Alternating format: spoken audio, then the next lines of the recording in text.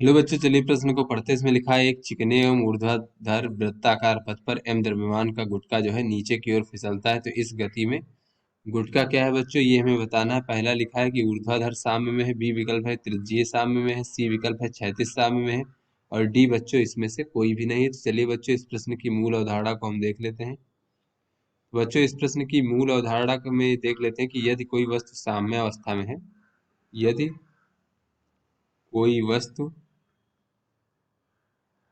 किसी दिशा में साम्यावस्था में है बच्चों,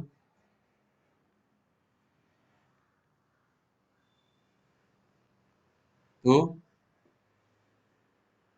इसका अर्थ यह है कि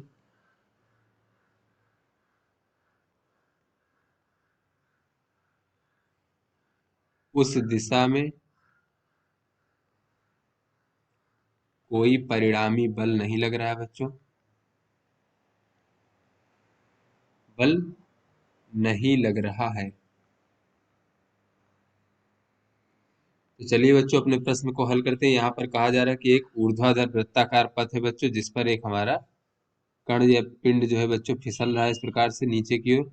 तो बच्चों ये हमारा ऊर्ध्वाधर वृत्ताकार पथ है बच्चों, तो इस पर कोई भी हमारा वस्तु अगर इस प्रकार से फिसल रहा है नीचे की ओर, तो बच्चों इस पर जो गुरुत्वाकर्षण बल नीचे की ओर लगेगा बच्चों इस प्रकार से, और बच्चों इस पर ये हमारा सतह द्वारा अभिलंब बल इस प्रकार से लगेगा।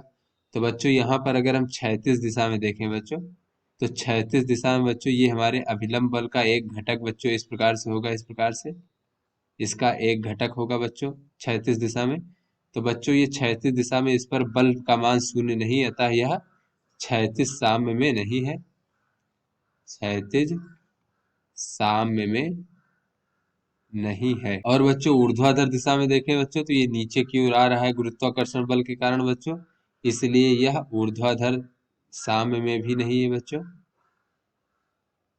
साम्य में नहीं है, क्योंकि ऊर्ध्वाधर दिशा में जो परिणामी बल का मान शून्य नहीं है।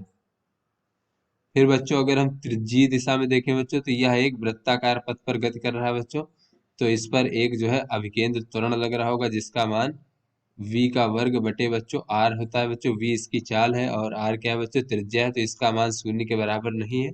अतः बच्चों ये जो है त्रिज्यीय साम्य में भी नहीं, क्योंकि इसमें त्रिज्यीय दिशा में भी त्वरण है, यानी अभिकेंद्र बल लग रहा है बच्चों, साम्य में नहीं है। तो यहाँ पे बच्चों देख लेते हैं। तो बच्चों ये जो हमारा डी विकल्प है कि इनमें से कोई नहीं, ये हमारा सही विकल्प है। तो आशा करते हैं आपको समझ में आ गया होगा।